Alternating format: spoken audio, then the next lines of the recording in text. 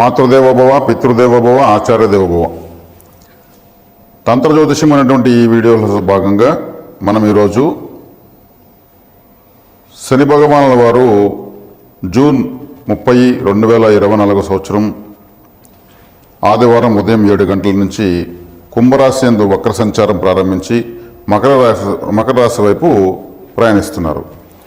ఈ వక్ర సంచారం వల్ల ద్వాదశ రాశుల వారికి శని భగవానుల వారు ఎటువంటి ఫలితాలు ఇస్తున్నారనే దానిపైన మనము మాట్లాడుకోబోతున్నాము.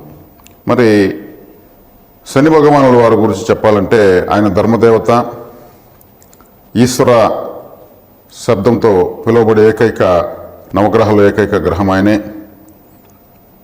ఈశ్వర శబ్దంతో పిలిచే దేవతలు 5 మందే. 5 మందిలో ఈశ్వరుడు, విఘ్నేశ్వరుడు, సుబ్రహ్మణ్యేశ్వరుడు, వెంకటేశ్వరుడు, తర్వాత శనీశ్వరుడు మాత్రమే. వీళ్ళ 5 మందే లయకారకులు, చాలా శక్తివంతమైన దేవతలు. వీళ్ళకి అధికారాలు ఎక్కువ ఉంటాయన్నమాట.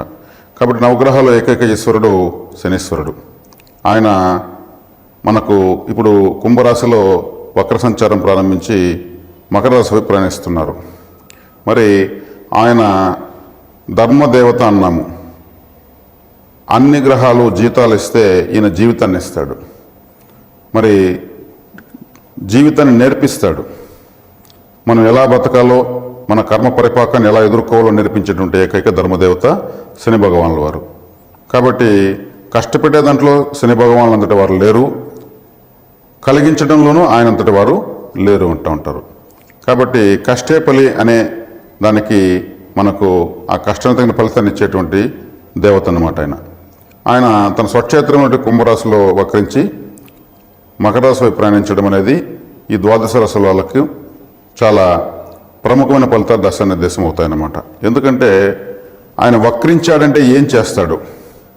ఆయన ధర్మదేవత అన్నాము. ఆయన గతంలో మకర రాశిలో ఉన్నప్పుడు మకర రాశి వారి యొక్క ఫలితాలు, అదేవిధంగా ద్వాదశ రాశుల వాళ్ళ యొక్క ఫలితాలు వారి వారి స్థానాన్ని అనుసరించి గోచారంలో వారి యొక్క కర్మ సిద్ధాంతాన్ని ఆయన పరిశీలిస్తూ వెళ్తాడు. దాన్ని అనుభవింపు చేసి ముందుకు సాగుతూ ఉంటాడు. ఏదైనా మర్చిపోయామేమో అని తిరిగి మళ్ళీ వెనక్కి వెళ్ళి ఆ మర్చిపోయినటువంటి పెండింగ్ ఫైల్స్ మళ్ళీ ఎత్తి ముందుకు వేసుకుంటాడు. ఆయన ఒక స్ట్రిక్ట్ ఆఫీసర్. ఆయన మర్చిపోతే ఇంకా సృష్టిలో ఇంకా అర్థం లేకుండా పోతుంది. ఆయన ఏది మరవడు.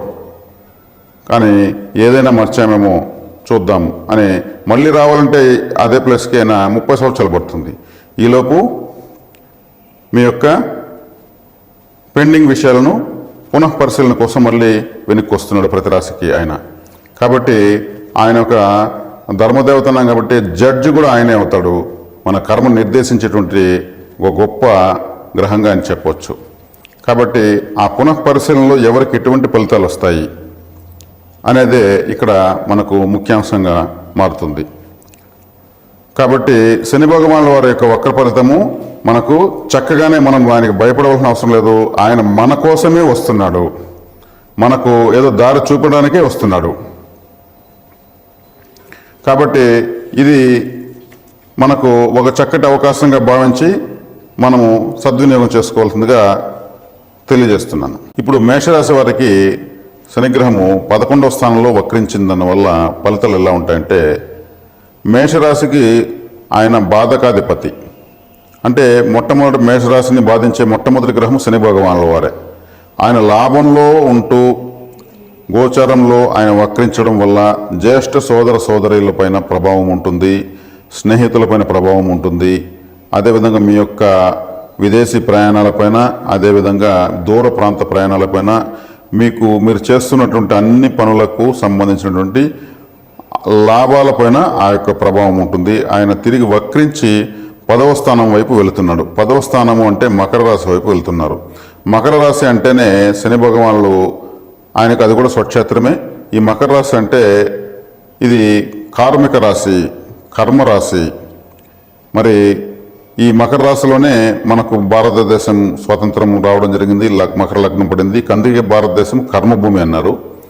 ఈ కర్మస్థానానికి చూపి వెళుతుంటే మీకు గతంలో మీకు ఆగిపోయినటువంటి పనులు, ఏదైతే ముఖ్యమైన పనులు అవి తిరిగి మళ్ళీ ప్రారంభమయ్యే అవకాశం ఉంది.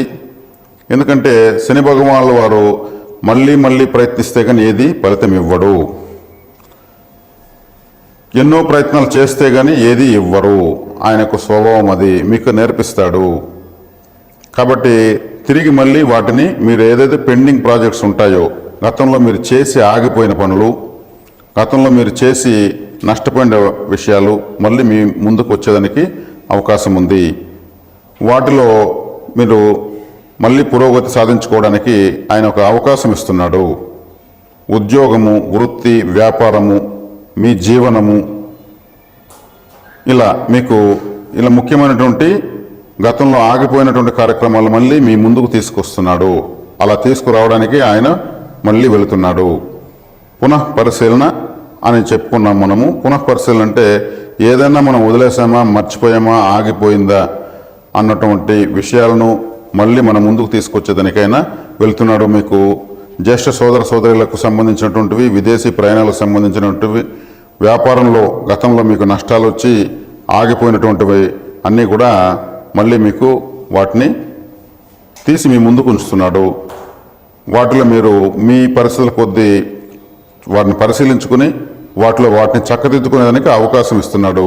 కనుక మీ మేషరాశిలో జన్మించిన వాళ్ళందరూ కూడా మీ జాతకరీత్యా శని దశ నడుస్తున్నా, మరి ఏ ఇతర దశ నడుస్తున్నా దానికి అన్వయించుకొని ప్రస్తుత శని గోచారంలో మీకు ఫలితాలు అనేవి నిర్దేశించబడతాయి. శని భగవానుల వారు ఆయన మనకు అనుగ్రహించాలంటే పరిహారాల వైపు పరుగులు తీస్తూ ఉంటారు ప్రపంచమంతా. మరి తైలాభిషేకాలకు, మరి ఇంకెక్కడో గొప్ప గొప్ప శని భగవాన్ యొక్క క్షేత్రాలకు వెళ్ళి దర్శించుకుని ఆరాధించి చేస్తూ ఉంటారు. ఆయన ఎన్నో బాధలు చెప్పుకుంటూనే ఉంటారు.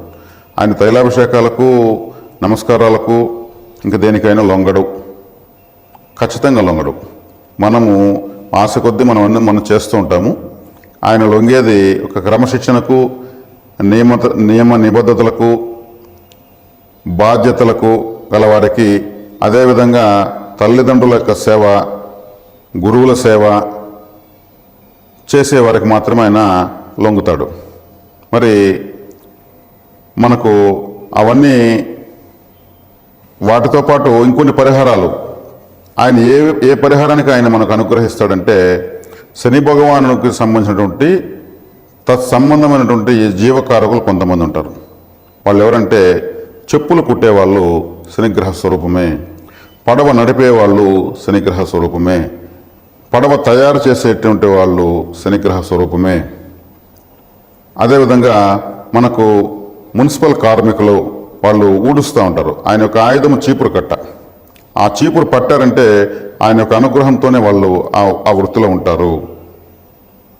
మరి శుభ్రత అనేదానికి ఆయనే కారకుడు. అందుకే ఆయన మన జీవితంలో ఊడుస్తాడు కాబట్టి ఆ చీపురుతో మనము బాధలకు గురవుతాము. ఆ చీపురు పట్టిన వాళ్ళందరూ కూడా శనిగ్రహ స్వరూపంగానే మనం భావించి వారికి మనం సేవ చేయొచ్చు. ప్రతి రాశి వాళ్ళు, 12 రాశుల వాళ్ళు కూడా నేను చెబుతున్నటువంటి చెప్పులు కుట్టేటువంటి వాళ్ళకు మనము నీళ్లు, ఏదైనా ఫుడ్ దానం ఇవ్వడం వల్ల శనిగ్రహము అనుగ్రహిస్తుంది. అదేవిధంగా ఈ చీపురు పట్టి ఎప్పుడు శుభ్రత చేస్తున్న వాళ్ళందరూ కూడా శని భగవానులే. వాళ్ళు కానీ ఒక వారం రోజులు 10 రోజులు కానీ వాళ్ళ పని ఆపారంటే అప్పుడు తెలుస్తుంది శని భగవానుల యొక్క విశ్వరూపం. తర్వాత ఆలయంలో కూడా శుభ్రత చేసేదానికి మీరు పరిహారంగా శనిగ్రహ అనుగ్రహం కోసం టాయిలెట్ క్లీనర్స్, ఫ్లోర్ క్లీనర్స్, చీపులు దానంగా ఇవ్వచ్చు. ఇది 12 రాసుల వాళ్ళు ఇవి చేయొచ్చు.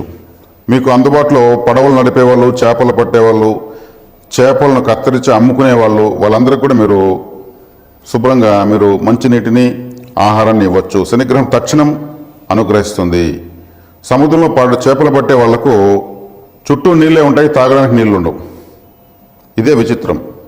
వాళ్ళకు మీరు వాటర్ ఇస్తే ఆ నడి సముద్రంలో కూడా వాళ్ళకు తాగి దాహం తీర్చుకుంటే, అంటే సముద్రం అంటే చంద్రుడు, మరి మీరు ఇస్తున్న నీళ్ళు శుద్ధ జలం. ఈ నీళ్లు తాగడం వల్ల చంద్రగ్రహం కూడా యాక్టివేట్ అవుతుంది. మీరు ఇచ్చిన ఫుడ్ తీసుకోవడం వల్ల రాహు గ్రహం కూడా యాక్టివేట్ అవుతుంది. రాహువత్ శనివత్ రాహు అంటే రాహు శనిలాగా పనిచేస్తాడు.